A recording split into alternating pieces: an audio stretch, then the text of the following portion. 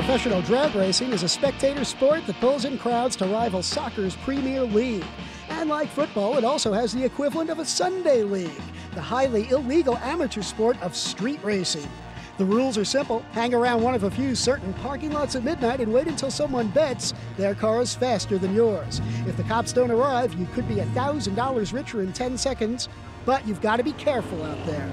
It was right over there at that phone booth when the shooting happened, and it's gone from the point where it was like a fun thing that everybody, enjoyed, and then the gangsters and everything started getting into it, and there were shootings and robbings, and people are racing, instead of for $5 or $10, they're racing for $1,000. Instead of speeds of, say, like 90 or 95 miles an hour, people are racing 140, 150 miles an hour. It's gone from a crowd that wants to race to a crowd that just wants to hang out and make trouble and try and see who's superior and all that kind of stuff. But the first race of the night is on, so everyone moves out to a street the racers have quickly shut down to normal traffic. To get there, it's a case of follow my leader until you trip over the course marshals. There are great and ancient rivalries at work here. Will it be the Ford or the Chevy first at the finish line?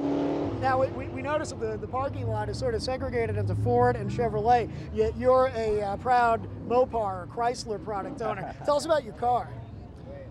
My car, I got it when I was 15, and the first thing I wanted to do was make it faster, and I kept buying like $50, $100 parts, and I'm 20 now. I've had it for 5 years, and I probably put a total of at least $65,000 into it. What kind of car is it? What year is it? It's a '68 Dodge Charger.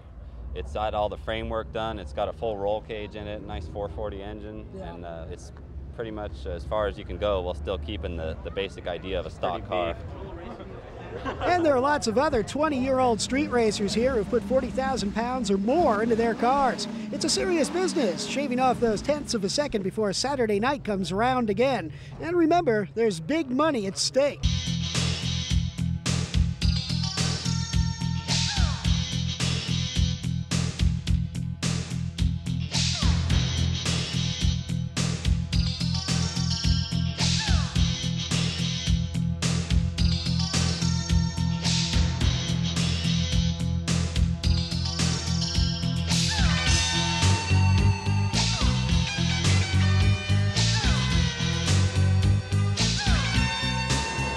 Around 2 o'clock in the morning, the inevitable occurs.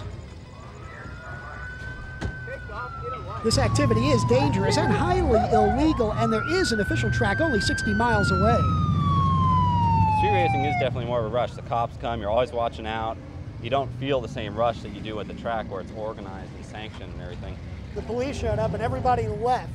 There was only one policeman, about 200 people. If there had been, so I don't blame the cops for not arresting anybody, but what would happen if there were fewer people and a few more police? What do the police do? Sometimes they'll pull you over. It depends. They just don't have the manpower to, like there's so many people, everybody goes to the races, comes back here when the police come, goes to the races. It happens all night till like 1, 2, 3 in the morning. And they'll kind of catch as many people as they can, and you can get a ticket just for sitting around and watching, being a spectator. Aiding and abetting or supporting it? Yeah, it's like supporting the races. And of course the drivers, if they get pulled over, you get a really big fine for being a driver. You have to do community service, and the car gets impounded, which I can tell you personally. Yeah. And it's like $395 to get it out of impound for like 2 days. Well, that's one excuse to race on the streets. It's not a bad track, and it's an hour away, an hour. When you got a car that gets 5, 6 miles to the gallon, and you don't have a truck and a trailer and everything else, you got to drive an hour away. That's $20, $30 of gas money, each way sometimes. Just to get to the track. And just these people, a lot of us like work at McDonald's or whatever, flipping burgers, we're 17, 18, 19, and you don't make that much where you can spend, for one Friday night racing at the track. By the time you get drinks and gas and everything else, and gas for racing, you're looking at 60, 70, 80 bucks. Well, I suppose that's one excuse to race on the streets, but it only leaves me to say, kids, please don't try this at home.